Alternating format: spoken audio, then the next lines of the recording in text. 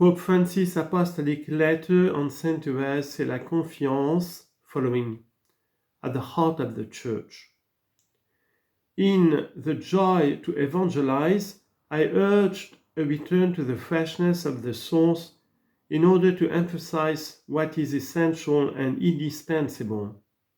I now consider it fitting to take up that invitation and propose it anew.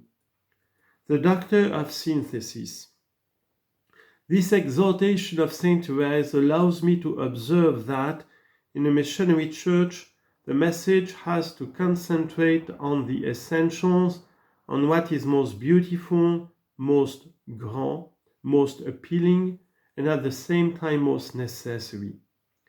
The message is simplified, while losing none of its depth and truth, and thus becomes all the more forceful and convincing. The luminous core of that message is the beauty of the saving love of God, made manifest in Jesus Christ, who died and rose from the dead.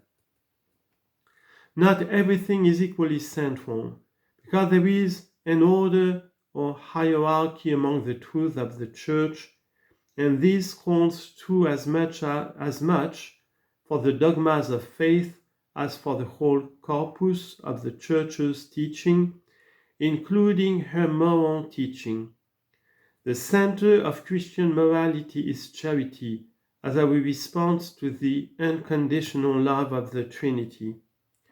Consequently, works of love directed towards one's neighbor are the most perfect manifestation of the interior grace of the Spirit. In the end, only love counts. The specific contribution that Therese offers us as a saint and a doctor of the Church is not analytical, along the lines, for example, of St. Thomas Aquinas.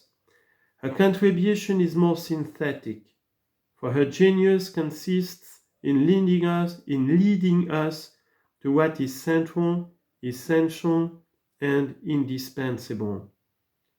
By her words and her personal experience, she shows that, while it is true that all the Church's teaching and rules have their importance, their value, their clarity, some are more urgent and more foundational for the Christian life.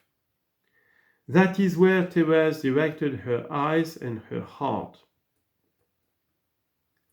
As theologians, moralists, and spiritual writers, as pastors and as believers, wherever we find ourselves, we need constantly to appropriate this insight of Therese and to draw from it consequences both theoretical and practical, doctrinal and pastoral, personal and communal. We need boldness and interior freedom to do so. At times, the only quotes we find cited from this saint are secondary to her message, or deal with things she has in common with any other saint, such as prayer, sacrifice, Eucharistic piety, and any number of other beautiful testimonies. Yet, in this way, we could be depriving ourselves of what is more specific about her gift to the Church. We forget that each saint is a mission, planned by the Father to reflect and embody at a specific moment in history a certain aspect of the gospel. Indeed, to recognize the word that the Lord wishes to speak to us through one of his saints, we do not need to get caught up in details. What we need to contemplate is the totality of their life, their entire journey of growth in holiness. The reflection of Jesus Christ that emerges when we grasp their overall meaning as a person.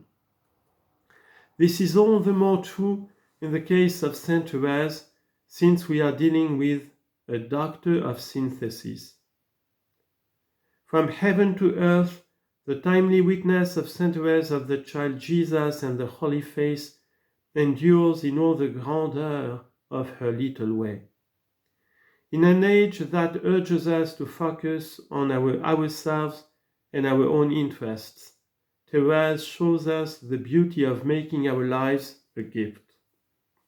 At a time when the most superficial needs and desires are glorified, she testifies to the radicalism of the gospel. In an age of individualism, she makes us discover the value of a love that becomes intercession for others. At a time when human beings are obsessed with grandeur and new forms of power, she points out to us the little way. In an age that casts aside so many of our brothers and sisters, she teaches us the beauty of concern and responsibility for one another. In an age of indifference and self-absorption, Therese inspires us to be missionary disciples, captivated by the attractiveness of Jesus and the gospel. A century and a half after her birth, Therese is more alive than ever in the Pilgrim Church, in the heart of God's people. She accompanies us on our pilgrim way, doing good on earth as she had so greatly desired. The most lovely signs of her spiritual vitality are the innumerable roses that Therese continues to strew. The graces God grants us through her loving intercession in order to sustain us on our journey through life. Dear St. Therese, the Church needs to radiate the brightness, the fragrance and the joy of the gospel. Send us your roses, help us to be like yourself, ever confident in God's immense love for us, so that we may imitate each day your little way of holiness. Amen.